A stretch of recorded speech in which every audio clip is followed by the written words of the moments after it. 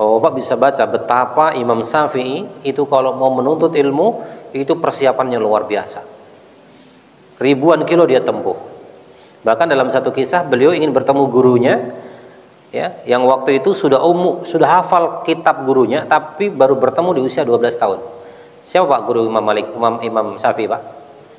Imam Malik. Jadi umur 7 tahun itu Imam Syafi'i sudah hafal kitab Al-Muwatta tuh. Guru kayak Imam Malik gurunya. Tapi umur 12 tahun baru bertemu gurunya. Jadi ketemu gurunya itu sudah hafal kitabnya. Dan itu kalau mencari ilmu perjalanannya jauh. Maka tabiat kata Imam Syafi'i, ilmu itu tidak akan didapat kecuali dengan 6 perkara. Salah satunya apa Pak? Kita mengeluarkan tenaga yang banyak atau perjalanan yang jauh, prihatin dan lain sebagainya. Nggak ada ilmu yang didapat dengan mohon maaf sekali. Kita duduk di rumah semedi dapat ilmu gitu misalkan. Kecuali ilmu apa gitu ya?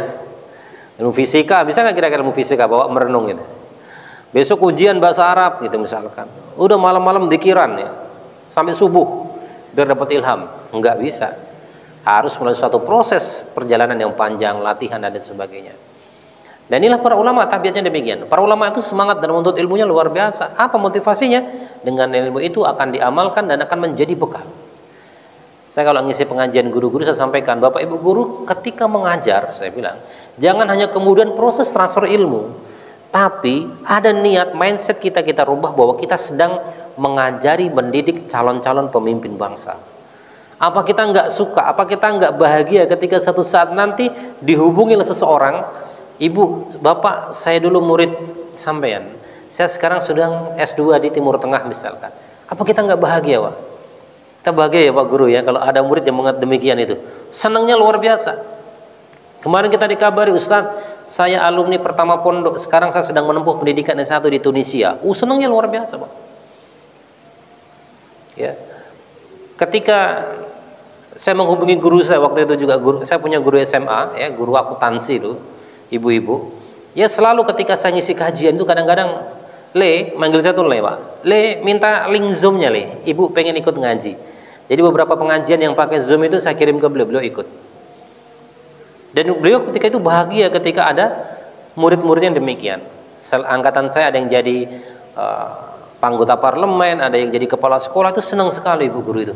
Nah sama ketika kita mengajar ada anak-anak demikian, bahagianya luar biasa.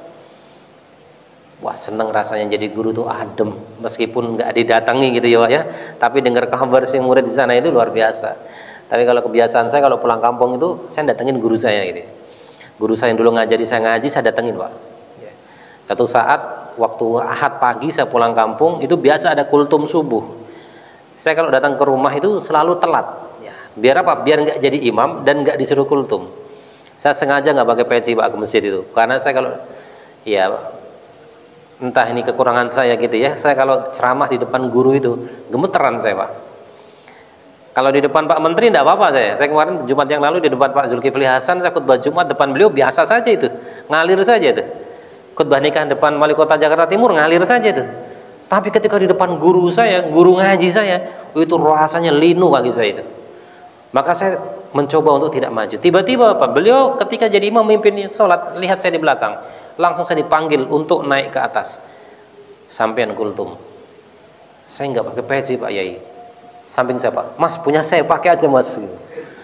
Waduh.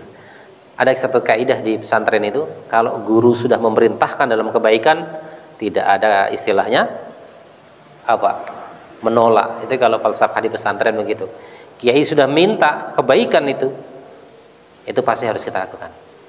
Kenapa? Karena pilihan-pilihan guru kita itu berbeda dengan pilihan-pilihan yang lainnya. Contoh, seorang ustadz memilih seorang santri untuk menemaninya dalam perjalanan, itu nggak semua dipilih Pak.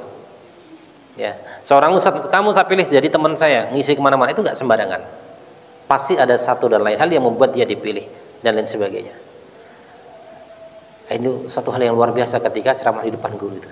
Jadi jamaah yang dirahmati Allah, ketika kita kembali kepada para ulama, betapa semangatnya mereka dalam mencari ilmu. Nggak ada istilahnya malas-malasan. Nah, kenapa kemudian kok kita alhamdulillah Bapak sekalian masih meluangkan waktu untuk kita duduk sejenak. Yang barangkali tidak sedikit, wah itu kan ayatnya sudah ada, saya punya di rumah. Betul, saya yakin Bapak sekalian ayat ini surat An-Nisa ayat 9 ini semua pasti punya di rumah Qurannya, betul nggak kira-kira Pak? Pasti punya. Oh saya udah punya di rumah Ya, tapi kenapa kok kita mau datang gitu loh? Ya padahal tiap bulan juga ketemu. Kenapa kita mau datang? Berkah ilmu itu kita duduk di dalamnya pun Allah sudah memberikan kebaikan untuk kita semuanya. Jadi jemaah sekalian, inilah urgensinya tentang kita menuntut ilmu. Bahkan seluruh makhluk yang kita tidak mengenal namanya satu persatu itu akan mendoakan kebaikan bagi siapa mereka yang berjalan untuk menuju majelis ilmu. Dan Allah pun akan memberikan kemudahan. Bagaimana Nabi pernah menyampaikan, barang siapa yang keluar dari rumahnya untuk mencari ilmu, untuk urusan ilmu, maka Allah akan mudahkan jalannya menuju surga. Banyak sekali keutamaan-keutamaan berkaitan dengan menuntut ilmu. Kemudian kita amalkan terhadap diri kita dan keluarga kita. Nah, kemudian poin yang ketiga, jamaah sekalian, yang membuat kita bersemangat di dalam beramal, ya, cerdas dalam beramal adalah anak yang soleh yang mendoakan orang tuanya. Ini doa kita semua ya Pak. Yang terkadang, mohon maaf, ya, dunia itu terkadang tidak berguna. Tetapi yang kita butuhkan adalah tentang bagaimana kebaikan anak-anak kita. Ada satu kisah seorang pejabat anaknya tersangkut narkoba. Sampai bergumam apa? Kalaupun bisa saya beli tentang kesolehan itu, biar anak saya jadi anak soleh, kira-kira dibeli nggak itu Pak? Dibeli Pak. Jual apapun dilakukan. Wong dulu zaman kita mungkin di kampung pernah dengar orang mau daftar jadi apa sampai jual sawah dikeluarkan. Coba kalau anaknya misalkan jadi pecandu narkoba, dia pengen anaknya bisa soleh. Dengan membayar sekian ratus juta anaknya bisa menjadi baik, soleh, pasti dibayar itu. Sekali lagi bahwa kesolehan anak itu harganya lebih mahal dibandingkan apapun itu bentuknya. Maka kemudian kita bersemangat menghadirkan kesolehan untuk anak-anak kita. Tetapi jamaah rahmati Allah, kita perlu ingat satu ayat. Qala fabima akhwaitani la aqudanna lahum siratakal mustaqima. Allah sampaikan di dalam surat Al-A'raf di ayat yang ke-16. Ini peringatan dari Allah, ya, bahwa karena engkau telah menghukum saya tersesat, kata iblis, saya benar-benar akan menghalang-halangi mereka dari jalan engkau yang lurus. Kita kalau baca lengkapnya surat yang ke Al-A'raf ini ayat 15, 16, 17, 18, akan kita temukan satu dialog bahwa iblis itu minta satu keinginan agar dikabulkan oleh Allah. Apa Pak keinginannya? Menggoda manusia. Jadi menghalang-halangi manusia dari jalan kebaikan itu memang misi besar iblis. Dan banyak kisah-kisah ini. Ya, contoh misalkan dalam hadis Muslim dijelaskan, iblis itu punya singgasana di atas air. Maka yang berada di sekeliling singgasana itu adalah iblis-iblis yang melakukan daya goda yang terbesar kepada manusia.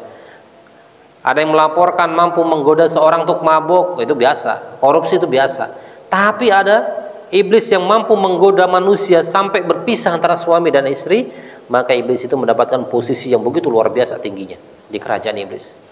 Mereka akan berusaha semaksimal mungkin menghalangi manusia dalam ketaatan. Mereka akan berusaha semaksimal mungkin bagaimana kita ini akan tergelincir dalam jalan yang sesat.